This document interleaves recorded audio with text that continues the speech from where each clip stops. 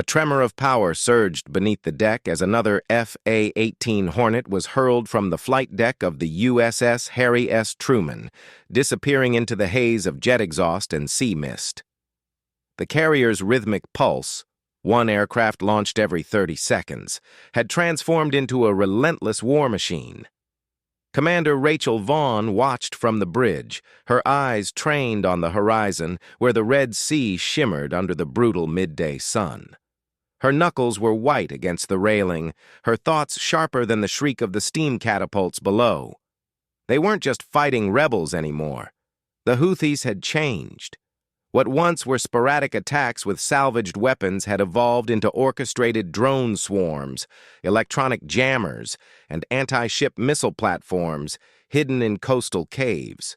Someone was backing them, someone with money, someone with intelligence. That was why the Truman was here, running ops that would have broken most crews after 3 days. They were on day 7. Below deck, Lieutenant Kaito Ramirez buckled his helmet with practiced fingers. He'd stopped hearing the pre-flight checks days ago. Muscle memory and instinct now ruled him. His jet, Reaper 1, stood ready, its matte gray fuselage gleaming with wear. Inside the cockpit, Ramirez breathed once, slow, deliberate, and let the narrow world of HUD lines and command prompts envelop him. He was tired. Everyone was. But tired didn't matter when you were flying into fire. "Reaper 1, you are green for launch," came the voice through his comms. With a thunderous roar and a spine-crushing jolt, his Hornet was thrown skyward, climbing hard and fast. The sea dropped away, the deck vanished, and then he was a missile himself, piercing the veil between man and machine. "Reaper 1 en route, tracking to grid Tango 4 Delta," Ramirez called out, eyes already scanning. His orders were clear: reconnaissance on a suspected Houthi mobile SAM site nestled in the coastal ridgelines. But even as he set his course, something itched at the back of his neck. The enemy had gone quiet yesterday. Too quiet.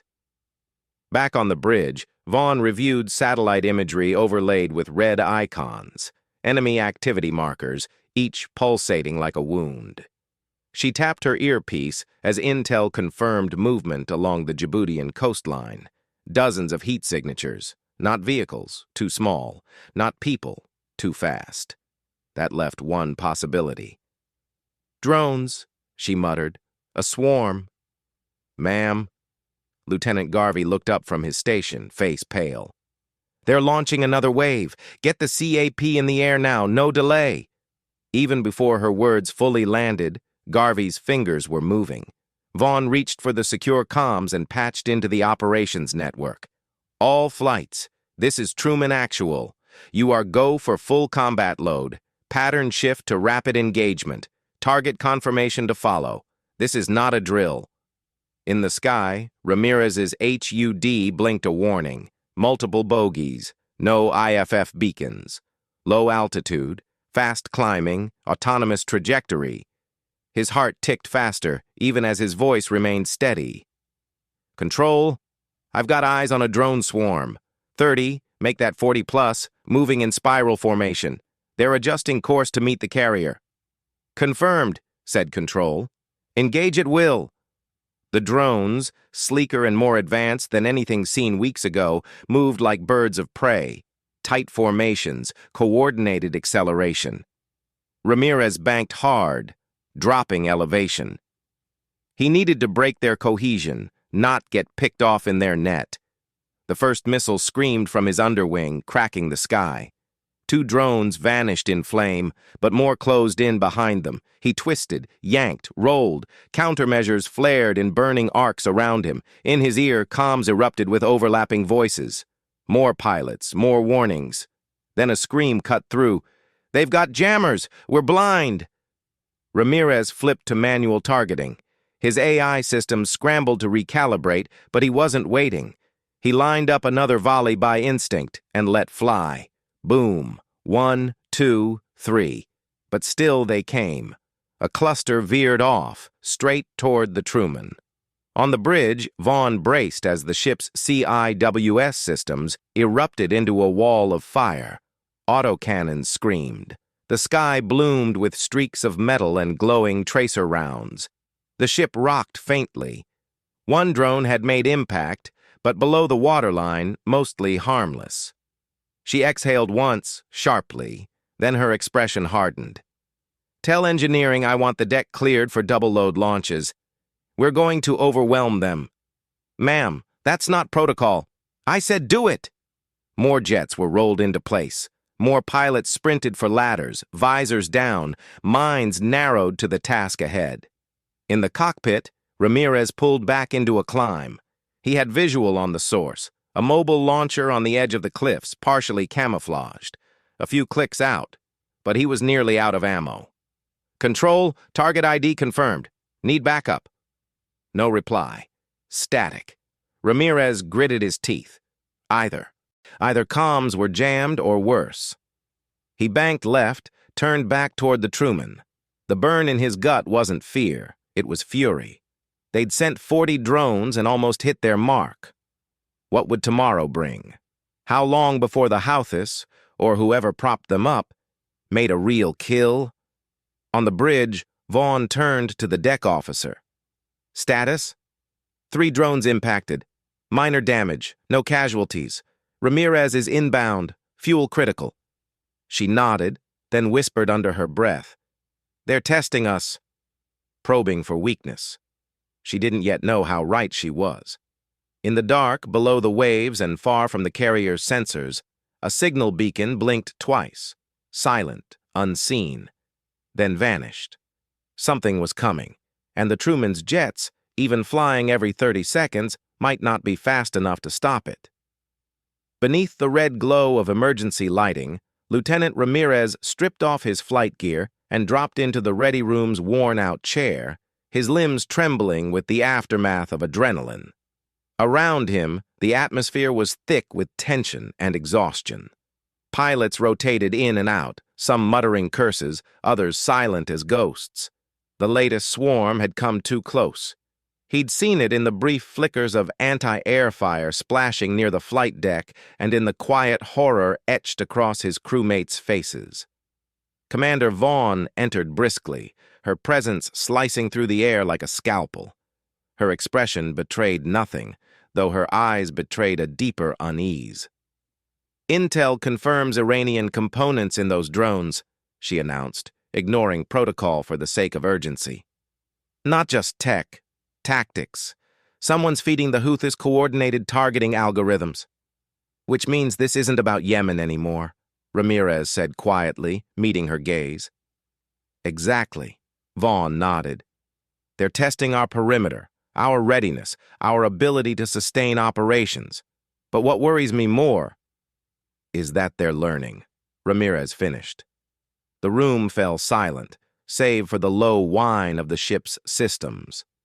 Vaughn scanned the gathered pilots. "In 12 hours, we'll hit their supply line near Hodeidah.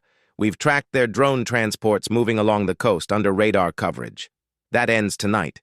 You'll get pre-briefed in 4. Dismissed."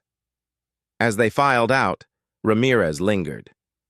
"Ma'am, request to fly lead on this one." "You're running dry, Lieutenant. You barely made it back last sortie." "I know the terrain. I've flown it a dozen times." Vaughn studied him, then gave a nod. "You've got it. But bring backup this time. We're not losing anyone over a bluff." A few hours later, the carrier shifted into coordinated launch posture. The sea around her churned as destroyers moved into flanking positions. Combat air patrols flew a protective arc as bombers were armed below deck. The operation was designated Midnight Starfall, a coordinated effort to cripple the enemy's drone logistics before escalation spiraled further. High above the Horn of Africa, the moonless sky became Ramirez's new ceiling. His co-lead, Lieutenant Aria Morgan, kept tight formation on his wing. Where Ramirez flew with instinct, Aria flew with calculation. Cool-headed, analytical, precise to a fault. Their contrasting styles made them the Navy's most effective strike pair. "Approaching coast," Aria's voice crackled in his headset. "Infrared shows minimal heat sources. Likely blackout protocol." "They know we're coming," Ramirez replied, fingers twitching along the throttle. "They want us to blink." The radar pinged twice. A convoy of 4 trucks, barely masked under camouflage nets, rolled slowly across a ridge. Between them, thick crates glinted under moonlight, composite drones still in storage mode. Farther ahead, a radar dish rotated slowly on a makeshift platform. "There," Arya said. "Mobile command." Ramirez didn't hesitate. "Going in low." They dropped altitude in perfect synchronization, cutting under detection arcs. The coastline's jagged shadows raced beneath them as they armed their payloads. The moment the trucks came into full view, Ramirez released his first missile. A half-second later, Arya's ordnance followed. The explosion cracked across the hills like thunder from an angry god. Flames swallowed the convoy, turning vehicles into twisted metal. Secondary detonations rippled outward. Munitions, fuel, guidance systems, all turned to ruin. "Targets neutralized," Arya confirmed, but Ramirez's HUD lit up red before she finished speaking. "Incoming! Ground-to-air lock!" he shouted. From beneath the ridge, 2 surface-to-air missiles launched with surgical precision. Ramirez jerked his stick hard, countermeasures spraying behind him. One missile followed his flares, veering harmlessly. The other. "Missile 2 tracking me!" Arya called. Ramirez banked around trying to cut across its path. "Pull vertical! Burn to max!" Too late. A blinding flash, a concussive wave of energy. "Arya! Status? Silence!" He scanned below. One parachute. Distant, tiny canopy descending into the blackness. "Truman, this is Reaper 1. Arya is down. Repeat, we have a downed pilot south of grid Lima Echo 2. Immediate extraction required." On the bridge of the Truman, Commander Vaughn's jaw clenched. "Alert SAR units. Prep a rescue op under suppressive coverage. I want those cliffs flattened if they so much as blink at our team." Back in the sky, Ramirez climbed hard, trying to get a clearer fix on Arya's descent. Her transponder beeped weakly. She was alive. But the cliffs below were enemy territory, and every second gave them a better chance of reaching her before he could. He circled high, his fuel gauge ticking toward red. He couldn't land. He couldn't protect her from above much longer. But he wasn't leaving. Not yet. As the SAR team launched from the Truman's belly, the battle line shifted once again, no longer just about defense or dominance, but about trust, resolve, and the unspoken vow between warriors that no one gets left behind. And deep in the cliffs, unseen by human eyes, a new drone, the size of a motorcycle, armored and bristling with sensors, whirred to life, silently crawling toward the crash zone. The war had just evolved. The cliffside trembled with distant echoes of aftershocks as Ramirez hovered in a high arc above the coast, his jet barely clinging to its last reserves of fuel. Below, somewhere within the ravaged terrain, Lieutenant Arya Morgan was alive. Her transponder pinged weak but steady, flashing in sync with Ramirez's heartbeat. He tracked her signal against the grid overlay, locked it in, and held orbit, unable to descend without risking his craft and her rescue. Each second he lingered chipped away at his odds of returning, but leaving her behind wasn't even a thought. "Reaper 1, this is Overwatch. SAR teams are 5 minutes out. Hostile chatter suggests enemy drones are converging on your position." "Copy that," Ramirez replied, voice taut. "I'll keep them busy." As if summoned by his words, his sensors flared. 4 contacts. Fast. Low. Unmanned aerial hunters, armed and laser-guided, their engines howling like a swarm of metal hornets. The Houthis had deployed these before, but never with such coordinated response time. These were newer, smarter, faster. He throttled forward and rolled into a dive, pulling them away from Arya's location. Missiles armed, he squeezed off 2 shots, sharp streaks of light that exploded one drone in midair and crippled another. The remaining 2 split wide, working to flank him. Ramirez yanked the stick, shifting his momentum into a tight barrel roll, narrowly avoiding the slicing pass of an attacker. "Come on, you bastards," he hissed. Suddenly, another voice crackled to life through his comms. familiar and resolute. "Reaper 1, this is Ghost 2. You didn't think I'd let you have all the fun, did you?" It was Lieutenant Noor al-Fahim, another carrier pilot and a surgical operator in the air.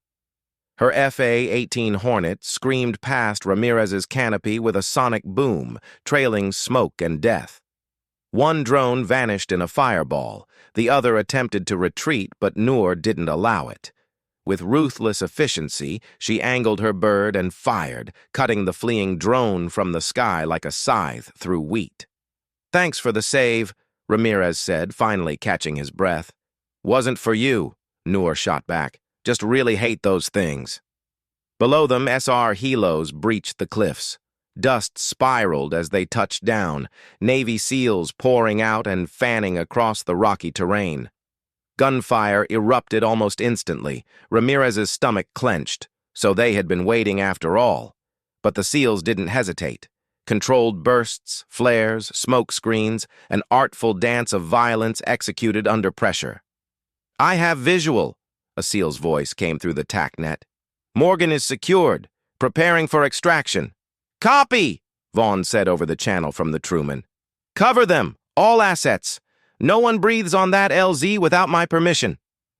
Ramirez banked and descended just enough to keep eyes on the retrieval zone. His console flickered again, a new contact, low and moving fast. But this wasn't a drone. "Ghost 2, pinging heat signature on the coast. Moving toward the Truman's eastern screen. Could be a suicide skiff." "Already on it," Noor replied, sweeping low over the water. She acquired the target quickly, a narrow, high-speed boat, cloaked in darkness, skimming the waves with purpose. Noor let her jet fall into a deadly glide and released a pair of precision bombs. They struck like lightning, splitting the boat in two and sending a column of seawater into the night. The shockwave rolled across the ocean, brief and final. Ramirez exhaled. "Threat neutralized. Confirmed?" "Debris only," Noor confirmed. "Let's hope they're learning their lesson." The SAR team lifted off with Aria aboard. Through his visor, Ramirez could just make out her figure, bruised, pale, but upright. She raised a fist toward his jet. He dipped his wings in return. A silent promise made good. "Reaper 1, return to base," came Vaughn's voice. "We're rearming for another op. Drone nests near Sana'a. You'll want in on this." Ramirez smiled grimly. "Wouldn't miss it." As he turned toward the Truman, escorted by Noor and trailing the SAR helos, the stars above seemed to pulse brighter. Not in peace, but in warning. Because even now, somewhere far inland, a new command center flickered online. New schematics, new tactics, a foreign language transmitted across encrypted bands. And in its shadows, a cadre of engineers and warlords prepared their next counterstrike, watching the footage from tonight, analyzing every detail. This war had outgrown its borders. It had become a proving ground for ideologies and machines, for alliances forged in necessity rather than loyalty. But for now, Ramirez flew on, jet engines singing a song of defiance. The next mission was already waiting, and so was the next mistake their enemies were bound to make.